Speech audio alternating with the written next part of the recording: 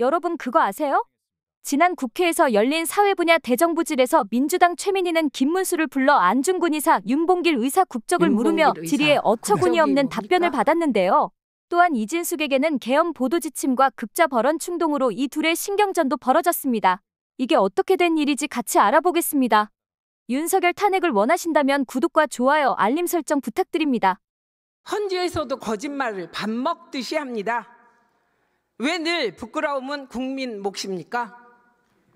김문수 장관, 대권 나가십니까? 네. 대권 도전하십니까? 뭐 지금 전혀 그런 생각은 없습니다. 그 일제시대 김구 선생, 안중근 의사, 윤봉길 의사 국적이 뭡니까? 안중근 의사께서는 그 전역 일제시대 되기 전이고요. 우리 국적이 있죠. 조선 국적이 있죠. 일제시대 김구 선생 국적이 뭡니까? 김구 선생 국적은 뭐 여러 가지 그 있습니다만 중국에서 중국 국적을 가졌다는 이야기도 있고 여러 가지 있는데 그 부분은 이제 국사학자들이 다 연구해 놓은 게 있습니다. 비겁하다 생각합니다. 일제시대 우리 선조들 이 부분은요, 일제시대 우리 선조들 국적은 뭡니까? 의원님 보시지만 이 부분은 국사학계에서도 연구가 다 돼 있고 전부 학계에서도 연구 다 돼 있습니다. 그래서 이 부분에 대해서는 제가 이미 여러 차례 말씀을 드렸습니다. 그 부분에 대해서 의원님이 물으시는 내용이 일단은 우리 학계에서도 연구돼 있고 다 정리가 다 돼 있는 내용입니다. 그리고 제가 이미 국회에서 여러 번 답변을 드렸기 때문에 일본이라고 했죠? 네. 일본이 일제시대 우리나라 국민에게 국적 줬습니까? 국적은 줬습니까? 안 줬습니까? 일본 식민지는 다 일본 국적을 강제한 겁니다. 그걸 우리가 취득한 것이 아니고 공부 좀 더 하고 오세요. 그것을 바로 식민지라고 합니다. 예. 윤석열 정부의 내각 구성원들은 정말 이상합니다. 김구 선생이 중국 국적이라는 학계의 연구가 있다 없습니다. 김구 선생이 중국인이란 역사적 자료 없습니다. 뉴라이트의 유모 씨 혼자 주장합니다. 뉴라이트 다른 분들도 주장하지 않아요. 그것을 장관이라는 사람이 대정부 질의 과정에서 답변합니다. 이게 말이 됩니까? 혹시 그 법카 3억 9천만 원 관련하여 고발됐잖아요. 예. 혹시 조사 받으셨습니까? 아직 받지는 않았습니다. 이 법화 관련해서 질문을 주셨으니까. 아니요. 계속 할게요. 서강대하고 대전 MBC 압수수색했다는 건 사실인가요? 제가 그렇잖아도 최민희 의원께서 김어준 방송에 출연해서 압수수색이라고 하셔서 알아보니까 아니 그만하세요. 압수수색이 제가 아니고 현장 점검이라고 들었습니다. 답변하세요.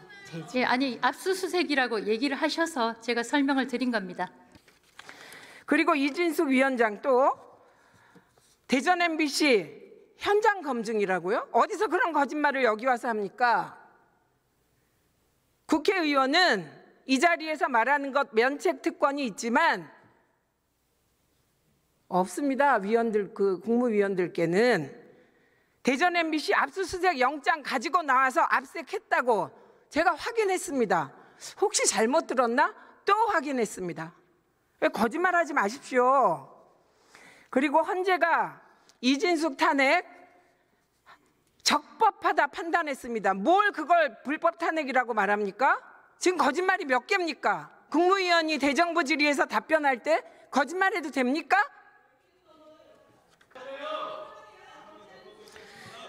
지난 1월 23일 방통위 출근해서 기자실 갔죠? 맞습니다. 뭐라고 했습니까?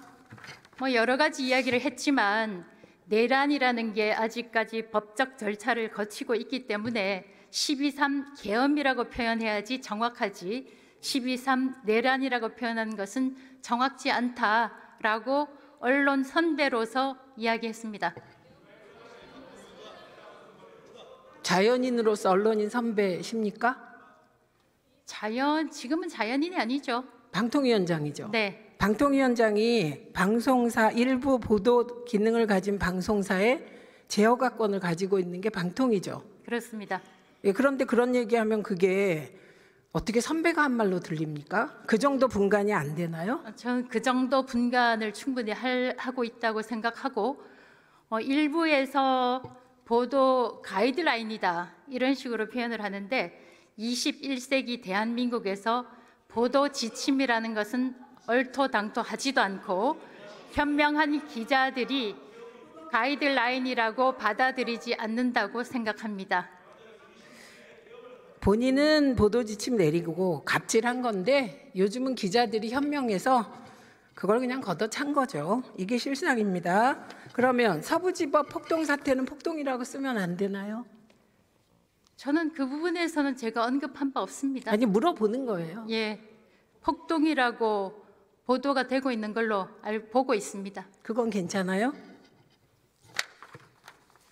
제가 괜찮다 말다 평가할 위치에 있지 않고 마찬가지로 내란에 대해서도 그것은 내란이다 아니다 언론에서 평가할 위치에 있지 않습니다. 언론사에서 그렇게 보도를 하고 있고 저는 그 수긍하고 있습니다. 그러니까 앞뒤말이 안 맞고 있고요. 자, 7월 31일로 한번 가봅시다. 예, 당일 몇 시에 출근하셨습니까? 제 기억에 9시에서 9시 30분, 오전 9시에서 9시 30분 사이로 기억하고 있습니다. 예, 취임식은 몇 시였죠? 취임식이 제가 정확히 기억은 나지 않는데 10시가 아니었나 생각됩니다. 11시. 11시. 예. 점심 먹고 안건 보고 언제 받았습니까? 이 타임라인을 정확히 알아야 되는데 거의 오전에 저희가 김태규 부위원장하고 김태규 당시의 상임위원하고 논의를 했었고 안건과 관련해서는 저희 두 상임위원이 논의한 끝에 담당자한테 제가 얘기를 해줬는데 정확한 시간은 기억을 못하겠습니다. 오후 1시입니다. 벌써 2번 틀렸어요. 전체 회의 공지는 몇 시에 했죠? 오후 4시경으로 기억합니다. 회의 시작 시간은 5시 맞습니까? 예. 회의 끝난 시간 기억하세요? 7시 여간으로 기억하는데 7시에서 아마 7시 반 사이 정도. 6시 45분에 네, 끝났습니다. 7시 여간. 예. 그 공영방송 이사 후보자가 몇 명이었어요? 후보자가 제 기억에 82명으로 기억합니다. 네, 이들이 낸 서류 몇 페이지였나요? 그게 상당히 많았는데 결격 사유도 있었고 지원서도 있었고 1600페이지 정도? 예, 기억합니다. 이사 선임 안건이 1시간 정도 만에 처리됐더라고요. 1시간 좀 넘었습니다만. 예. 나머진 투표하는 거고. 네. 그러면 한 명당 몇 분인가요? 뭐 계산해 보지는 않았습니다. 그냥 초스피드로. 저희가 만약에 국회에서 아까 우원식 의장도 그런 말씀을 해주셨고 박성준 수석도 그런 말씀을 해주셨지만 이 국회에서 저희 방송통신위원회 상임위원 3명을 국회가 가진 권한과 의무에 따라서 추천을 해주셨더라면 상당히 많은 시간 논의가 필요했을 겁니다. 근데 저희는 김태규 위원 1명이었고 상당히 논의하기가 쉬웠습니다. 네, 그래서 잠시만요. 논의 없이 투표로 뽑았습니다. 그래서 이게 법 위반이라는 거였지요. 저희가 간담회를 통해서도 충분히 논의를 할 수 있습니다. 근데 취임 당일 이렇게까지 MBC, KBS 이사 선임 밀어붙인 이유가 뭡니까? 제 전임 위원장이었던 김홍일 위원장 때 이미 공영방송 이사 선임과 관련한 계획이 의결이 됐었고 행정 절차로 결격 사유나 이런 절차가 진행이 되어 있었습니다. 그리고 아시다시피 제가 7월 31일에 임명이 됐고 8월 12일에는 MBC 방송문화진흥회 이사가 임기 만료, 8월 31일에는 KBS 이사회 거기까지. 임기가 만료가 거기까지. 돼서 저희는 마땅히 할 일을 했습니다. 그런데 임기 만료 전까지 이사 선임을 못하면 방문진이 정지됩니까? 저희는 저희가 마땅히 해야 할 일을 하는 거죠. 어떻게 임기가 만료된 이사들을 그냥 그대로 직에 앉혀둡니까? 새로운 정년 퇴직자가 있으면 신입사원을 뽑아야죠. 2인 체제에서 무리하게 할 필요가 없었어요. 근데 전혀 그리고 무리하다고 7월 생각하지 30일 날 할 필요도 없었어요. 8월 5일 날 해도 돼요. 왜 하필 7월 31일 날 했냐를 묻는 거예요. 중요한 일이었기 때문에 그랬습니다.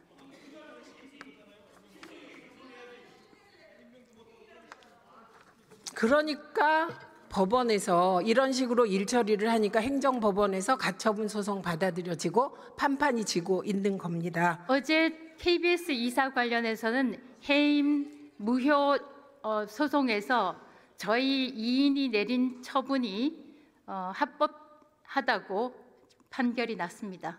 제가 그 KBS 얘기하는 게 아니고 그 부분 KBS 말고. 이사도 저희가 선임했기 때문에. 예, MBC 얘기하는데 졌잖아요. 계속 졌고 행정법원 항소심까지 MBC 이사 선임 가처분 소송 MBC가 승소했고 이사들이 뭐 그런 상황 아닙니까? 네, 그리고 윤석열 정부는 시작부터 방송 장악입니다. 무능하니까 방송 장악해서 점수 달라고 하는데 그게 되겠습니까? 1단계 방송 장악, 한상혁 면직입니다. 감사원, 검찰 다 동원돼서 한상혁 결국 쫓아냈어요. 한상혁 위원장 재판 어떻게 되고 있습니까? 저희는 면직된 전임 위원장에 대해서 점검을 하지 않고 있습니다. 점검해야죠. 방통위원장 일인데 검찰이 물증을 제시 못했고 증인을 66명이나 신청했는데 증인 신문도 잘 안 되고 있습니다. 처음에 점수 조작이라더니 이제는 점수 수정으로 바꿨다고 해요. 뿐만 아닙니다. 2단계 방송 장악 PPT 한번 보시죠. 남영진, 김희철, 권태선, 김기중, 정현주, 김유진 이렇게 다 해임시켰어요. 그런데 재판에서 다 이기고 있습니다. 심지어 김유진 방심위원은 해임됐다가 돌아왔습니다. 들어가시고요.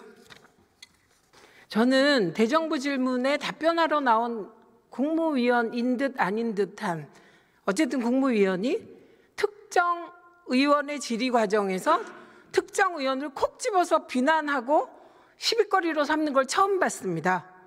뿐만 아니라 답변 과정에서 계속 거짓말을 하고 있었기 때문에 제가 신상 발언을 요청하게 되었습니다. 그리고 이진숙 방통위원장 왜 자꾸 거짓말을 합니까? 답변 과정에서 방통위 2인 구성이 왜 민주당 책임입니까? 최민희라는 사람이 국회에서 본회의에서 방통위원으로 의결됐는데 7개월 7일 동안 임명하지 않고 최선영 등 방송통신심의위원 임명하지 않은 윤석열 전 대통령 책임입니다. 그걸 왜 자꾸 민주당 책임이라고 합니까? 그리고 저희 방통위원 추천할 겁니다. 과방위원장으로서 제가 적극적으로 추천하자고 지도부에 건의했습니다. 다만 걱정되는 것은 최상목 대행이 또 지사 선택해서 국힘 추천위원만 임명하고 민주당 위원은 임명 안 할까 봐 그걸 걱정하는 겁니다. 신뢰가 땅에 떨어졌습니다. 게다가 4대4, 헌재가 언제 4대4로 안건 기각한 적 있습니까? 이태원 참사 159명 억울하게 돌아가셨는데 이상민 탄핵했을 때 8대0으로 기각했잖아요. 그만큼 법리적으로 치열하게 다툼이 있었던 사안입니다. 방통위 2인 체제 위법합니다. 그래서 중요한 결정하면 안 됩니다. 민주당이 추천하고 대행이 임명해서 5인 체제 만들어서 진행해야 합니다. 극우 국자 함부로 쓰지 마세요. 극우 파시즘 나치즘 때문에 8천 내지 9천만 명이 죽었습니다. 스탈린 체제, 중국의 문화 대혁명, 그게 극자입니다. 어디다 제 이름 뒤에 극자를 붙입니까?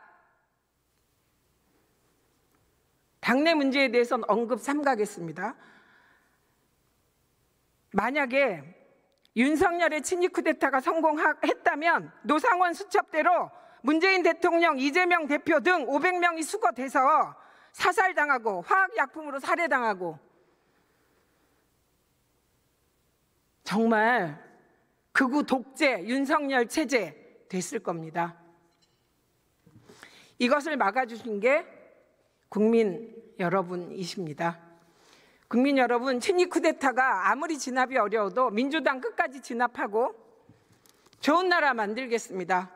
정의가 강물처럼 흐르고 평화가 들꽃처럼 만발하고 아이들이 기뻐 춤추는 사회, 민주당이 꼭 만들겠습니다. 지켜봐 주십시오. 고맙습니다.